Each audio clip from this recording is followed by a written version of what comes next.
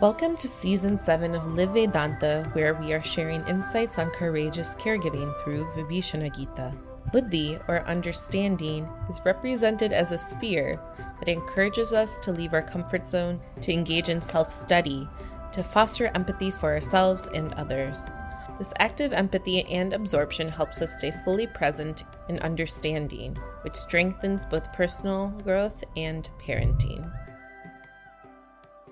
Hari Om, and greetings from Ujjain, one of the 7 most sacred cities in Bharat.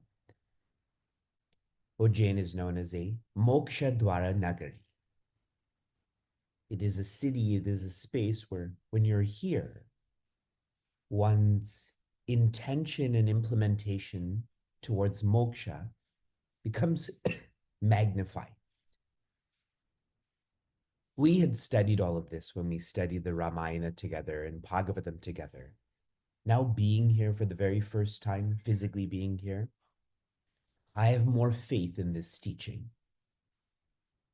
Almost everyone I've met in Ujjain is a passionate person towards their country or their culture or their religion. It is contagious. Typically, when you engage in any parenting platform, a parenting platform that's helping you to be a better parent, a podcast, a book, a seminar, whatever it may be, the narrative is always on the parent, on the kid and not on the parent. The typical self-development in parenting, the narrative is about the kid and not the parent. But what's special about parenting culture is that number 1, we focus on the self-development of the parent. Number 2, the self-development of the kid. It is not typical. And so you being in parenting culture is a show of how you know this is effective. It is a testament to your understanding. And if I'm using too many words to describe this, I'll share it in a simpler way. There's lots of types of parenting, but the 2 I'm picking on right now are snowplow parenting. How many of you have heard of this, snowplow parenting? It's because you live in Texas and you live in Florida, that's why. And lighthouse parenting. How many of you have heard of lighthouse parenting? Okay. You can imagine what these are. Snowplow parenting is where you just shelter your child. You just plow all of the difficulty out of the way. And so that child is just sheltered.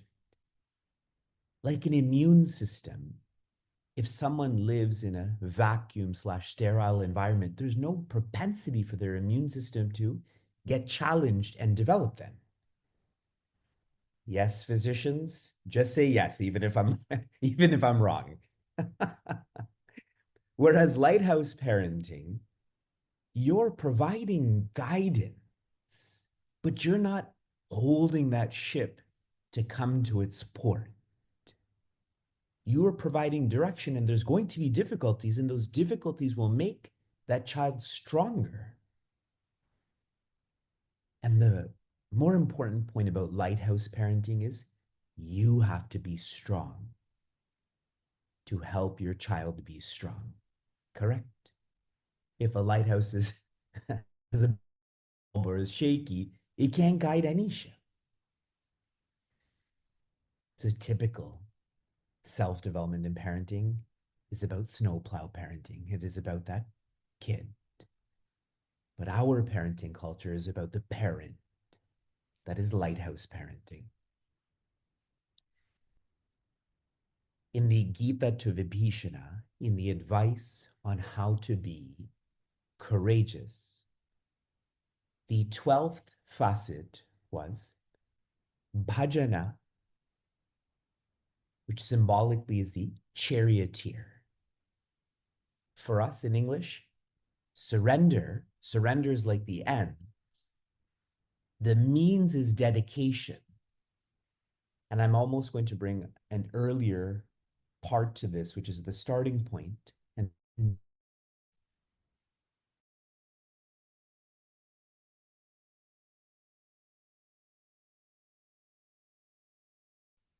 And we try to realign with intention by reminding ourselves, you are a seeker before you are a parent.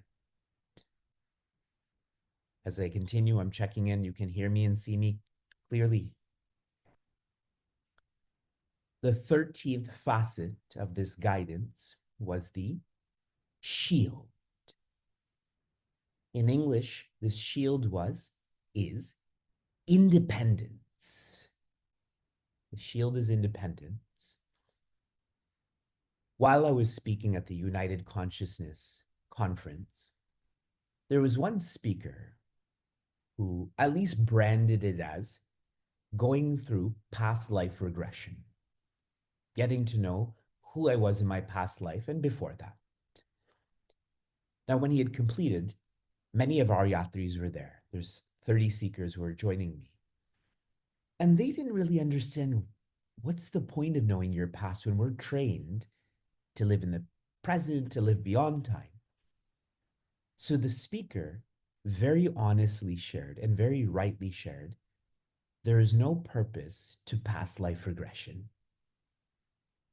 It just makes your life heavier, other than it is a powerful way to break free from attachment, family attachment. If I viscerally feel in my past life, suppose I was still a father and I had 3 kids, I viscerally feel that. Then now in 2025, I don't have 2 kids, I have 5 kids. And I start to feel that those 3 kids I know nothing about. So it encourages me to understand and appreciate KMF. Keep moving forward. That's our shield, which is independence. And we need this lots against our attachment. The 14th facet has been the sword of contentment. The sword of contentment. And I repeatedly shared, the more content you are, the more interdependent you are. A discontent person projects, that is going to make me complete, and that's going to make me complete. But a content person doesn't project that. So their relationship with articles, beings, and circumstances is one of interdependence. They've evolved from dependence to interdependence, and the finality is independence. The 15th facet. So dedication, independence, contentment. The 15th facet is an axe. It is the axe of generosity.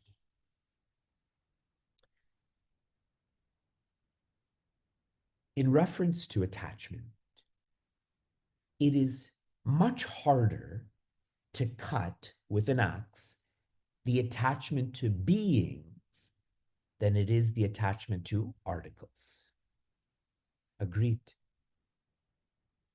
As we keep briefing our yatris, that when you arrive in Prayag and you have 5 minutes, 30 yatris, let's say 75 bags, you have 5 minutes to get from your seat to that platform. And we keep repeating, you just get there, whether your bags get there or not. Everything in that bag we will find later or we will buy later. You just keep your valuables, your passport, your money, etc., on your body, and you get off that train. And all of you agree with that, which is why We have to train in not being dependent on articles so that we're moving in the direction of not being dependent on dependence. You have to train. Intellectually, some of us feel I'm attached to my wife, and 5 years from now, I'm not going to be attached to my wife. Vivekji's such a good teacher. He's just going to magically make me detach. I'm not that good of a teacher, and it's not going to happen. You have to train like anything in life. Software engineering, to be a physician, to go on the Kailash Yatra, to run a half marathon. You have to train. And what's really important about this, how many of you, if you were to offer a prayer to the original parent, part of that prayer would be for your child, children, whoever you're caring for, to be independent? How many of you would pray for that? How many of you wish that for the people who are younger than you? You do. So show them. Some people have a problem of they make others dependent on them. If I'm an attached person, I feel this is normal, and I make others dependent on me.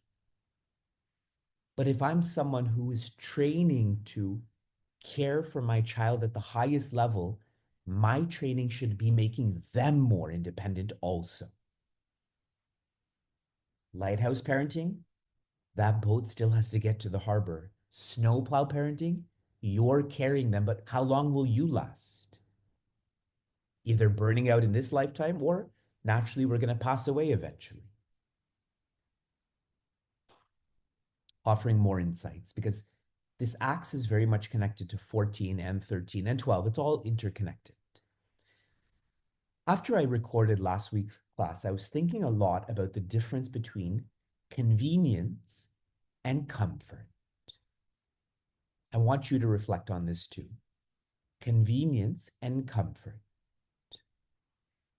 Articles or money or resources, these are a means to make our life more convenient.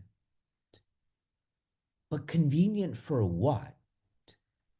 Convenient for us to be more passionate towards peace. If what I have is making my life more convenient, but I'm not becoming more passionate towards peace, then it devolves from convenience to comfort.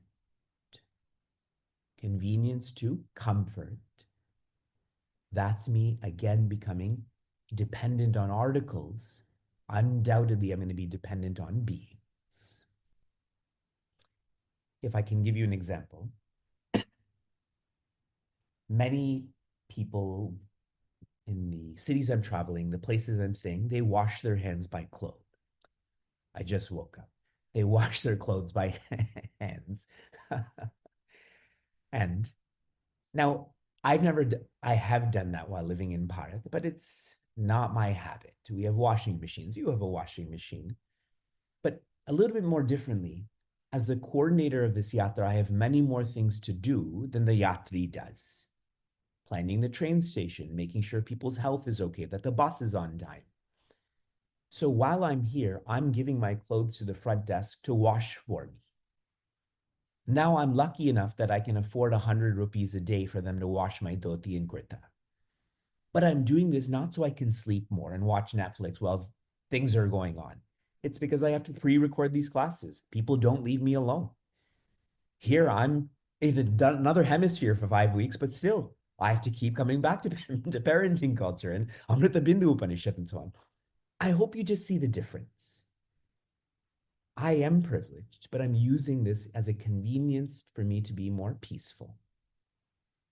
But if I'm using this privilege I have for more comfort, then that axe is not being used. So now apply this to yourself and more clearly to the people you're caring for. Are you providing them convenience or comfort? One final insight on this axe before we get into a subtler weapon. 8 days from now, at least for me, so 9 for you, is the most important day of the year in our culture. In our culture, we have 4 birthdays. The birth of divinity, which is associated with Mahashivratri. Next is the birth of our map, which is associated with Gita Jayanti. Number 3 is the birth of our guide, and that's specific to everyone here because we all have our own guides. But in general, it is Vyasa Purnima. He's the guide of guides. So February 1 birthday, generally, we follow a lunar calendar, so it changes. December, another birthday. July, another birthday. And the 4th birthday is yours. Now, most of you are from America and Canada, so you have 1 birthday. Those who are born in India, you're lucky. You have like 3 or 4 birthdays. You have a passport birthday, your village birthday, your nakshatra birthday. So you're even more fortunate. So in that regard, on these days, practice using this axe. On Mahashivratri, Gita Jayanti, Vyasa Purnima, on your biological birthday, these are overt opportunities for you to practice being generous to not anything you're attached to. That means not to you, not to your family, maybe not even to your community. Some people are attached to their community, so to society, to humanity, and so on. Rewinding and then going into this week's content. We engage in evolving from snowplow parenting to lighthouse parenting. That means you have to be tough to be able to evoke hope. For the entire year of 2020, before I opened my mouth, I shared, everyone, invoke toughness to evoke hope. That's what we're doing in parenting culture. The past qualities that have been advised to us to be courageous, dedication. We also wrote surrender, but right now I'm using the word dedication, independence, contentment, and generosity. Number 60. In Sanskrit, this is Buddhi. In English, understanding. Understanding is a subtle value, even for me to teach this, but it's subtler for this to become a virtue, as in for you to develop this. We've completed Sri Rama's chariot and charioteer, and now we're focusing on his weapons. Some are defensive, some are offensive. We have gone through the shield, we've gone through the sword, we've gone through the axe. Understanding is known as a Shakti. Now, you may have a notion about that, so I'll be more specific.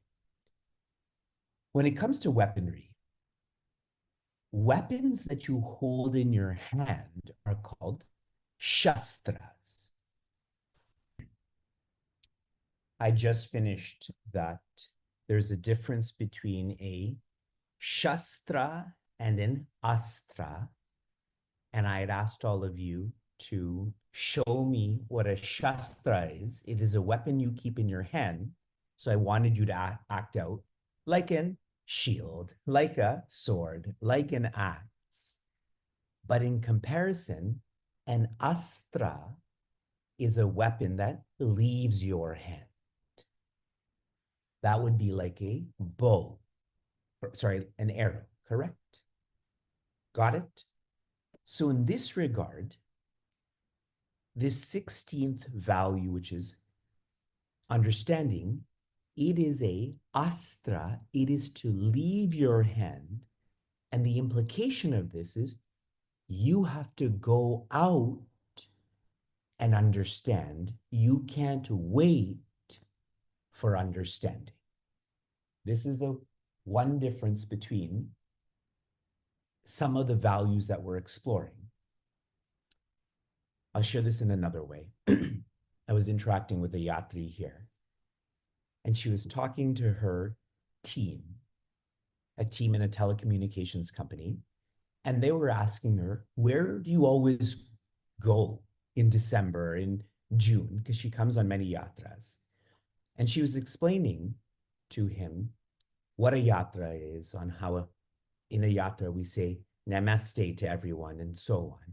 And he was so appreciative of what was being shared that he had told her, though I'm a white male Christian, if I were to turn into or convert into or practice any other religion, it would be Hinduism. And the reason for that is that there's so much learning. With this learning comes understanding. I've shared with all of you that my parents, and they're here right now, we're all on this yatra together. They moved to North America, to Canada, when they were 22 and 20. So they knew so little about their culture and religion when they came to Canada. And so they taught us very little. If I don't know a lot, I can't teach you a lot about culture and religion. And so we never had the samskaras performed for us. But as I started to study our maps more, I was so fascinated by the samskaras. And my cousin's in the room and he snores like a hippo. So you may hear some special effects coming from outside, from inside. But he thoughtfully came and gave me his phone for the hotspot. So, stane. And anyways, so while I started to study our maps, I started to study our samskaras, and they're so meaningful. And the point I'm trying to make is, I didn't wait for someone to come teach me the samskaras. My parents never taught me, and so I'm never going to know this. I feel I practice this buddhi of go out and study it yourself. And in this learning comes understanding. Here are ways we can practice this as caregivers. Number one is svadhyaya. Svadhyaya means where you understand sva, or yourself. If you don't understand yourself, it will be too difficult for you to understand others, because you don't have that habit. You don't have that tendency. For all of you who are intentional, when you interact with another person, I'm sure, even if they're rude to you or they miss doing something for you, you bring in their intention and don't just focus on their implementation. Maybe they were tired, maybe they were sick, maybe something else got in the way, correct? But if you're not an intentional person, you never acknowledge that another person has intention also. Svadhyaya. The more specifically you get to know yourself, the more you have this vasana of trying to understand everything else. Understanding the weather, understanding climate, understanding people's intentions, the economy. You just become an understanding person.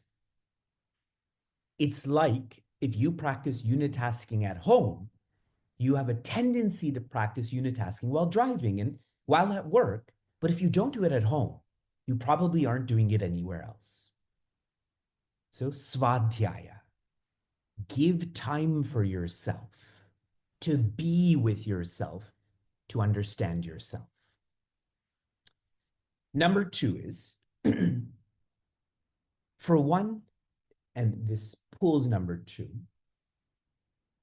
when we have the habit to understand ourselves, this habit will radiate to understanding others, where when you interact with others, you want to understand them. You want to feel close to them.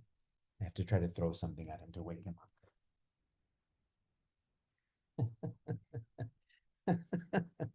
It worked. So, no teacher teaches in the context I do, okay? So, you will want to understand someone. And I'll make this very visceral. If you don't want to understand someone, they can be super clear, but you will find ways that they're not clear. Agreed? How many of you have caught yourself doing this sometimes? And if you want to understand someone, even if they're unclear, you will find that there's clarity. Trying to give you examples. When we were at this conclave, there were some very eccentric speakers. One speaker was told, you should really know your audience because there were so many young people there that were just checking out. So as this feedback was given, he goes, no, I'm just going to keep teaching the way I do. It was awesome. I was laughing so loud when he said this. And so what I told our yatris was, when there's an eccentric speaker where you really don't feel there's a lot of value in what's being shared, either learn or chant. Learn something, and if there's nothing to learn, then chant then. Use this 20 minutes to chant. And the point is, if you want to use that for self-development, you will. And if you don't want to use that for self-development, all you'll do is compare speakers. So number one, svadhyaya. This will pull you wanting to understand your parent, your spouse, your child, etc. You will want to. And this will pull, this is my last suggestion for now, a way that this wanting can be expressed is by being an active absorber. I didn't say listener only, I said active absorber. With active listening, we tend to only use our ears and our mind. With active absorbing, you're also offering your body language. You're also offering your prioritization, etc. Like all of you, aren't you engaged in understanding parenting by being present?